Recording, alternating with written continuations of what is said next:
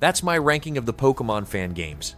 Some completely reinvented the Pokemon formula with creative mechanics and unforgettable regions, while others struggled with grinding, unfinished systems, or weaker storytelling after the early excitement wore off. Thanks for watching! Pokémon Reborn was the first fan game that made me feel like I was playing a much harsher version of the official series, because the city felt broken, dangerous, and full of desperate people everywhere I went. I liked how difficult the gym battles became once the field effects started changing the battle conditions, since I actually had to think about every move instead of spamming strong attacks. The darker story also kept surprising me with character deaths, ruined locations, and serious moments that official Pokemon games would probably never touch. I spent a lot of time doing side quests just to find certain Pokemon, which made exploring the region feel rewarding the entire way through, even after many long hours of difficult battles. Pokémon Reborn belongs right at the top in my masterpiece tier. Pokémon Insurgence was the fan game that surprised me with how it felt once the story opened up and all the different cults started appearing across the region. I spent hours hunting for Delta Pokemon because their new typings and designs made even familiar creatures feel completely different during battles. I also liked how the game kept adding new mechanics, mega evolutions, side quests, custom forms without making exploration feel empty between gyms. Some battles became ridiculous because certain leaders used legendary Pokemon or powerful teams much earlier than I expected, but overcoming those fights felt rewarding after changing my strategy several times. The darker story could become messy at points, though the surprises kept me interested long enough to keep pushing through every area. Pokémon Insurgence easily earns a place in my masterpiece tier. Pokémon Tower Defense was such a weird idea when I first tried it because turning Pokémon into a tower defense game sounded impossible, yet I ended up spending countless hours replaying stages and training different teams. I liked placing my Pokémon around the map, switching their attacks during waves, and watching certain type matchups completely destroy enemy groups before they reached the exit. Catching Pokémon during battles also made every level rewarding since I was always searching for rare encounters and shiny variants while grinding stronger moves. The challenge stages, online battles, and constant upgrades kept the gameplay fresh much longer than I expected from a browser fan game. Even when grinding became repetitive, the strategy and addictive progression always pushed me into another match for hours. This belongs in my excellent tier. Pokémon Infinite Fusion completely changed how I looked at team building because every fusion gave me another strange combination to experiment with during battles. I spent so much time mixing Pokémon together just to see how their typings, abilities, and custom sprites would turn out once they evolved into something ridiculous. I also liked how the game balanced the challenge without becoming frustrating since I could still win with creative strategies instead of grinding endlessly for perfect stats. Exploring the reworked Kanto region stayed fun because the story added new Team Rocket moments, side quests, puzzles, and funny dialogue almost everywhere I traveled. Even after dozens of hours, I still wanted to keep finding new fusion combinations and stronger teams to create. Pokémon Infinite Fusion stands proudly inside my masterpiece tier. Pokémon Rejuvenation kept surprising me because every new area felt larger, stranger, and far more detailed than I expected from a fan game at first. I liked how the story constantly switched between emotional character moments, difficult battles, and mysterious events that slowly revealed more about the region over time. The gym leaders were challenging enough that I actually needed proper strategies, but the game still gave me enough freedom to experiment with different Pokemon instead of forcing endless grinding. I also spent a lot of time exploring side areas because there were hidden quests, useful rewards, and extra story scenes almost everywhere I traveled.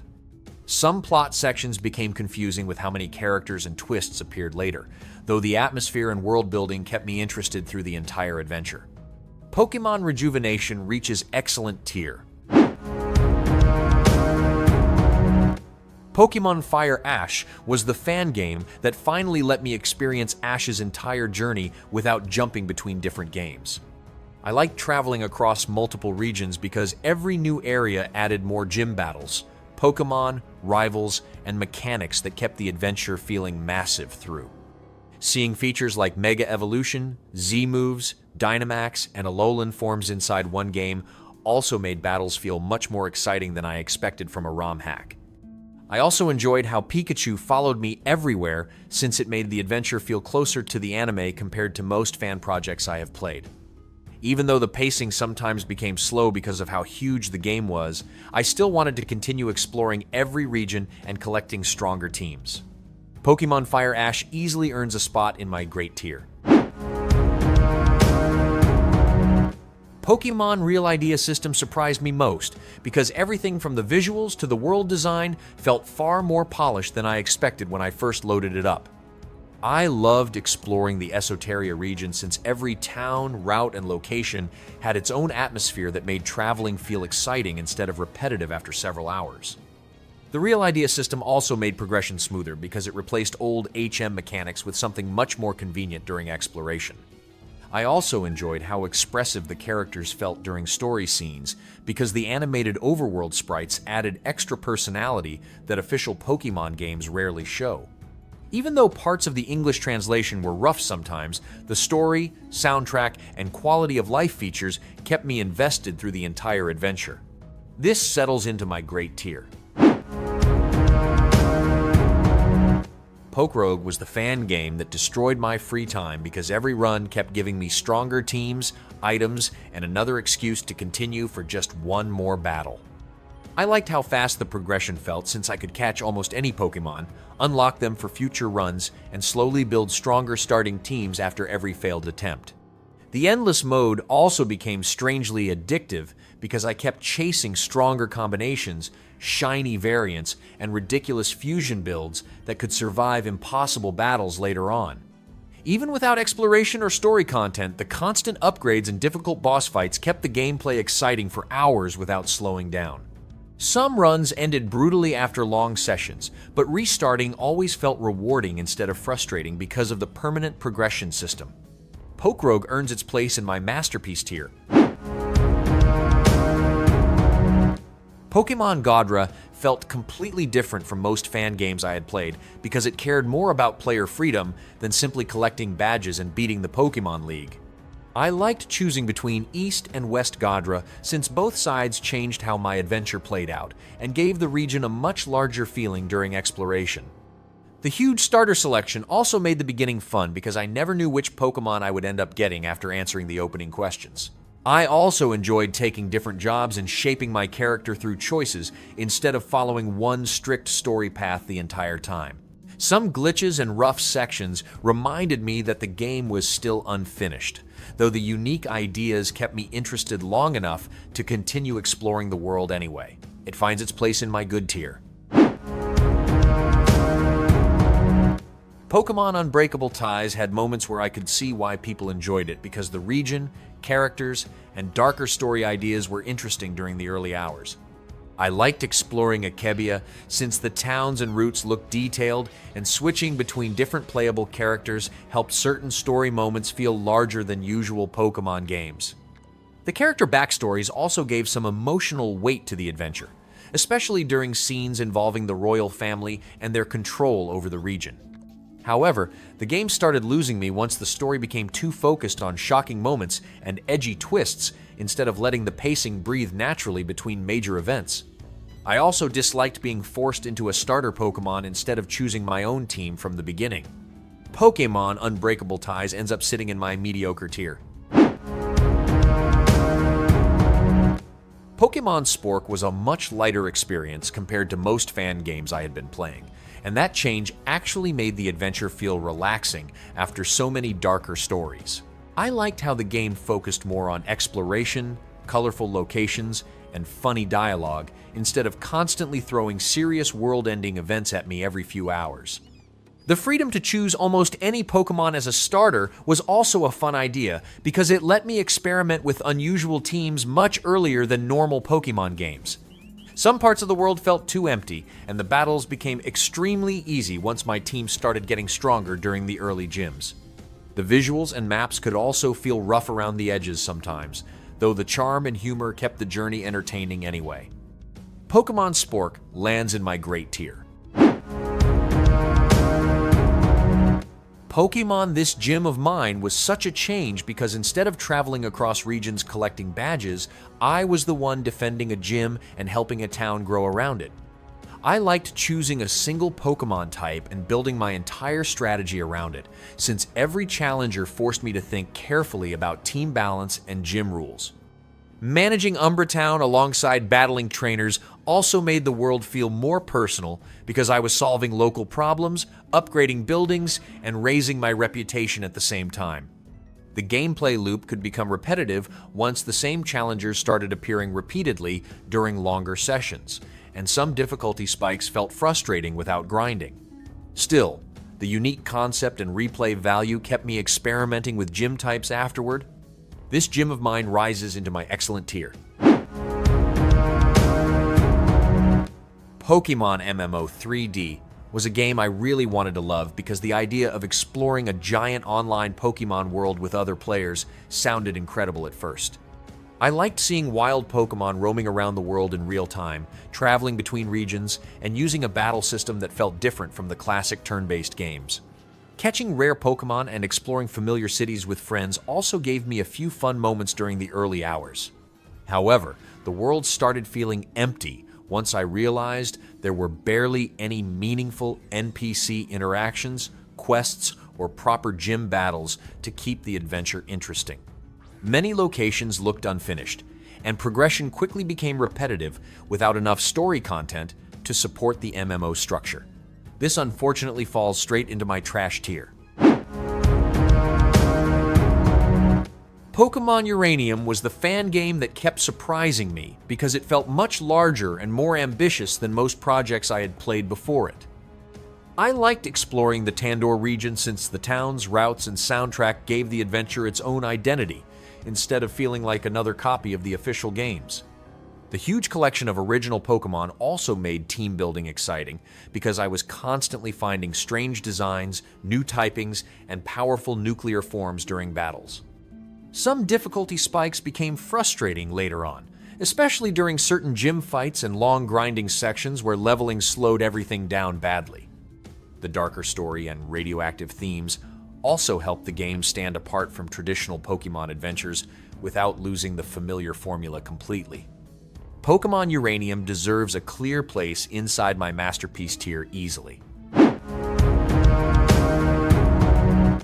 Pokémon Reloaded immediately felt different from every other fan game I had played, because the battles completely abandoned the classic turn-based system and gave me direct control over every attack. I liked moving around freely during fights, dodging attacks manually, and constantly managing cooldowns instead of selecting moves from static menus every few seconds.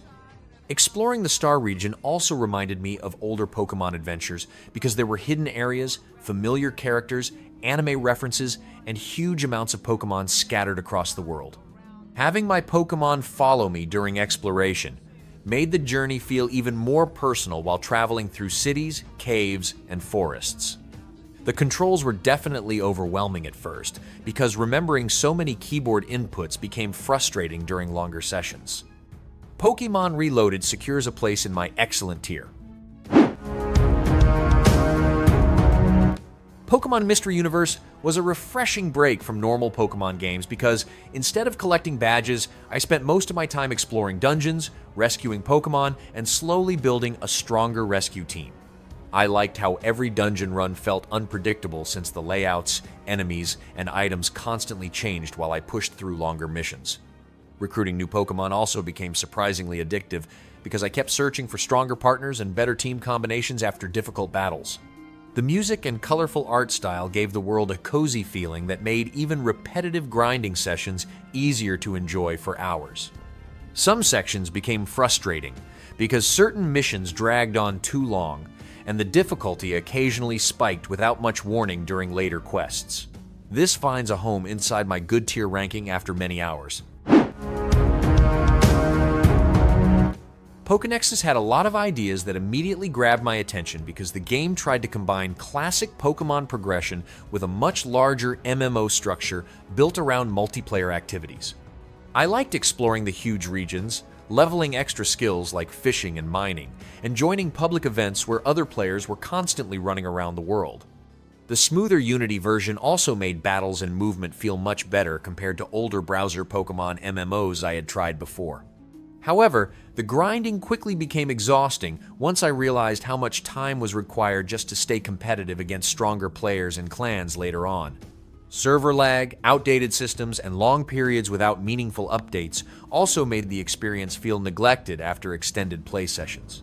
PokeNexus unfortunately settles into my mediocre tier ranking.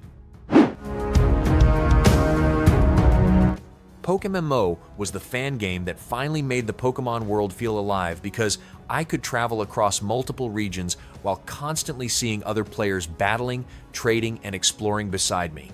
I liked how the game connected regions like Kanto and Johto together since it made progression feel much larger than the original handheld versions I grew up playing. The improved AI battles also forced me to think more carefully during gym fights because random trainers could actually punish weak strategies instead of using useless moves repeatedly. I also spent a ridiculous amount of time trading Pokemon, customizing teams, and chasing rare encounters through the global market system. Some mechanics clearly focus too heavily on competitive balance, especially with breeding restrictions and grinding requirements later on. PokeMMO belongs in my masterpiece tier. Pokémon Revolution Online was the MMO that finally gave me the large-scale Pokémon adventure I always imagined while growing up with the older handheld games. I loved exploring the beautifully redesigned regions because every city, route, and dungeon felt far more alive while still keeping the classic Game Boy atmosphere intact. The difficulty also surprised me since gym battles and major fights actually forced me to build smarter teams instead of casually overpowering everything with one strong Pokémon. I spent a huge amount of time using the trainer tower, traveling between regions, collecting cosmetics, and experimenting with different team types during long grinding sessions. Some systems became expensive and time-consuming later on, especially when building competitive teams or farming specific items repeatedly. This reaches my excellent tier ranking easily. This is my ranking of Pokemon fan games that I've played, based purely on my personal experience. Each one is placed from masterpiece down to trash, depending on how fun the battles are and how creative the regions and stories feel. Let's get straight into the list.